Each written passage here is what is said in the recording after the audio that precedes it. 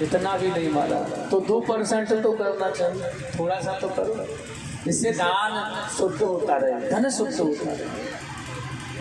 हमारे धन का स्नान ही दान करना है। जैसे अगर हम स्नान नहीं करें तो पवित्र नहीं होंगे, भगवान की पूजा कैसे करेंगे? स्नान करना पड़ेगा ना। और बिना स्नान के भगवान की पूजा कैसे करें, वंदन कैसे करें, भगवान की कथा सुने कैसे जाएं, पुष्प कैसे अर्पण करें, यज्ञ में आहुति कैसे दें, ठीक उसी प्रकार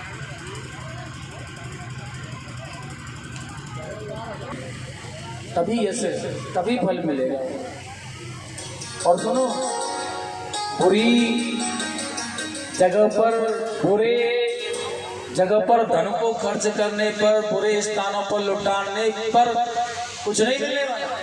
लेकिन जहाँ धर्म पर तुम दान करोगे ना, जहाँ भगवान के प्रति तुम दान करोगे ना, प्रभु जी ने क्या कहा था, कथा सुनी थी ना, भगवान मैं कुछ मांगना नहीं चाहता आपसे, लेकिन ठाकुर जी ने क्या कहा था, हम उधार नहीं रखते किसी का, हम उधार नहीं रखते किसी का, कितनों के वजन की तले दबेंगे, इसलिए भगवान किसी का उधार नहीं रखते। वाकई तेरी श्रद्धा दान करने की है, लेकिन जिसके प्रति तूने किया है ना, वह उसे बड़ा बड़ा करके प्यार सहित वापस कर देता है तुझे। अगर तुझे महसूस हो या ना हो, लेकिन वह नहीं रखता।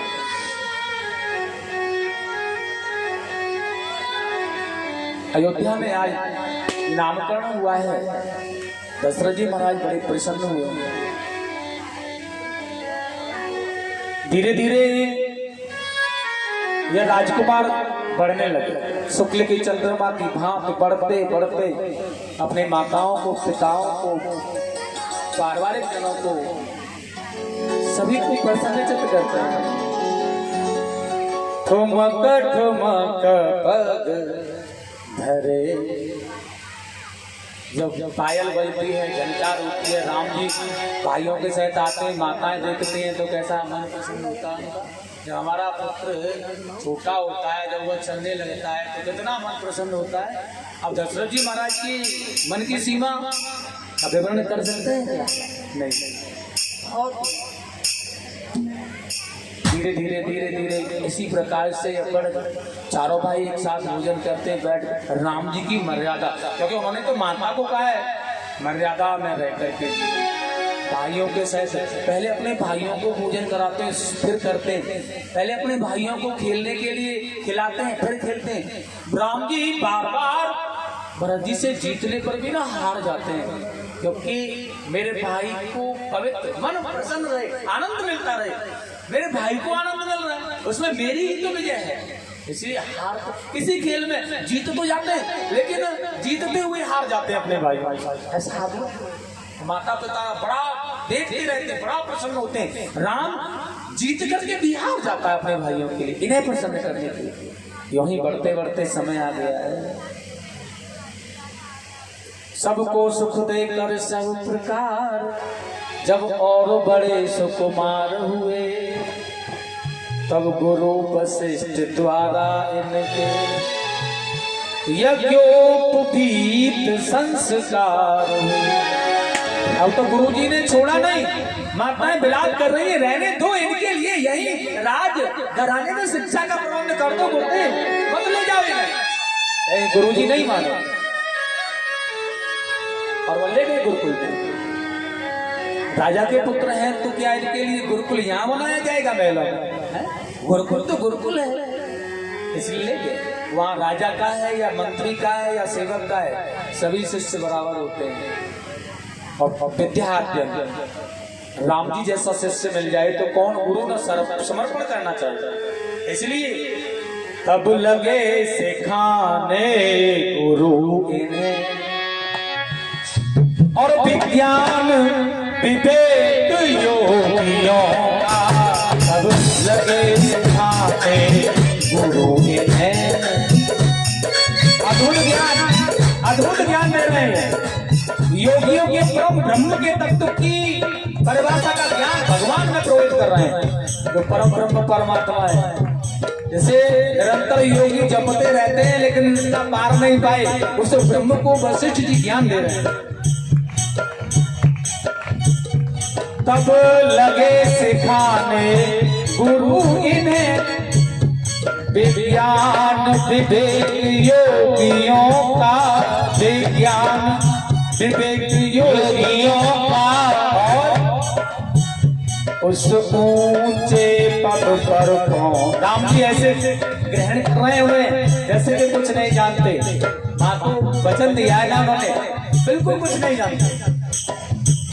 उस गुरुदेव ने क्या किया, उस ऊंचे पद पर पहुंचाया, उस ऊंचे पद पर पहुंचाया, जो पद था तत्वदर्शियों का।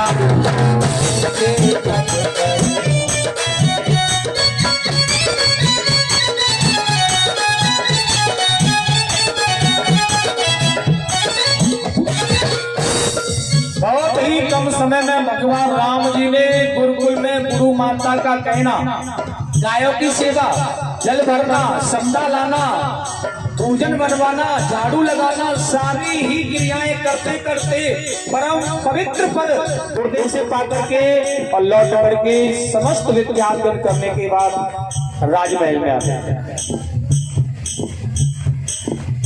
और देखिएगा जब राजमहल में आ गए तो यह सुकुमार हो गए, क्योंकि शिक्षा पूरी होने के बाद में तो सुकुमार हो जाता है बालक। गुरुकुल की शिक्षा पूरी हो गई, श्री सुकुमार हो गए, बड़े हो गए। और जब बड़े हो गए तो ये घोड़ों की सवारी करने लगे। घोड़ों पर चढ़ चढ़ रघुवंशी बाहर जिस समय निकलते थे,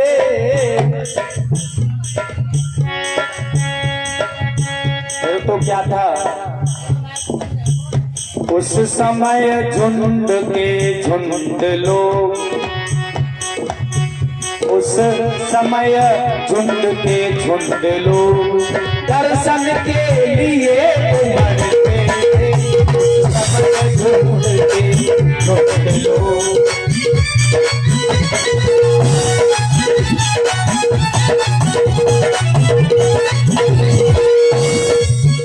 और केवल अयोध्या के ही लोग नहीं, जब भगवान राम घोड़ों पर सवार होकर भाइयों के साथ निकलते हैं तो झुंड के झुंड लोग दर्शन ही करते रहते हैं। यही हमारे महाराज होंगे आने वाले समय में।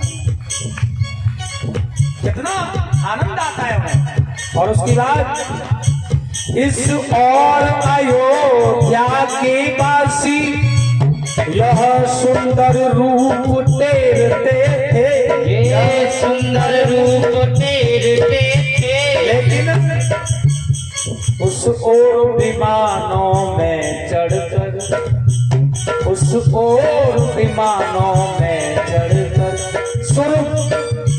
सुरगण इस भांति हेरते थे, उस ओर विमानों में।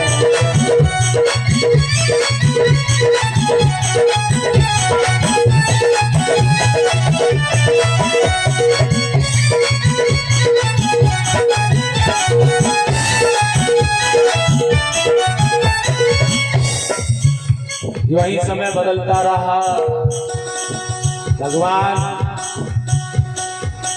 सुकुमार हो गए, कुछ करने धरने लायक हो गए। तो यहाँ जंगल में रहने वाले महामुनि तपेश्वरी संत विश्वामित्र जी के मन में आया,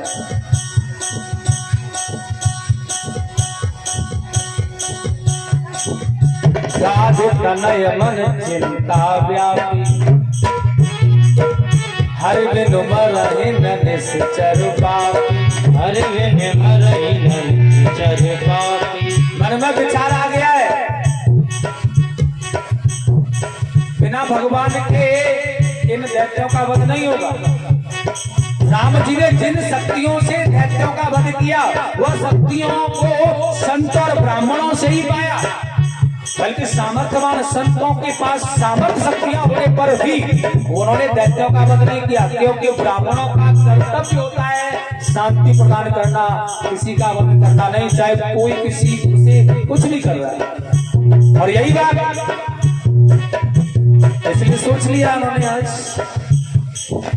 तब मुनिवर मन कीन विचारा, जब अवतरे हरण मैदारा।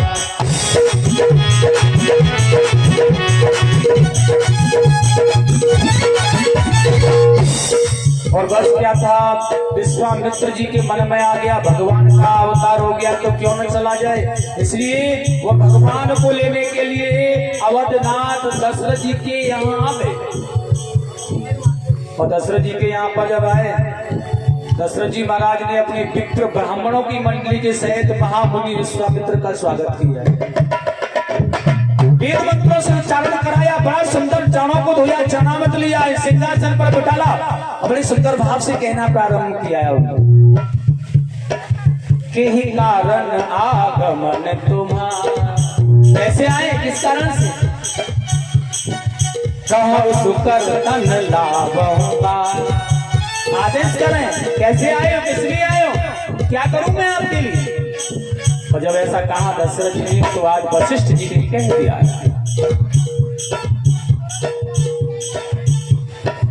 राजन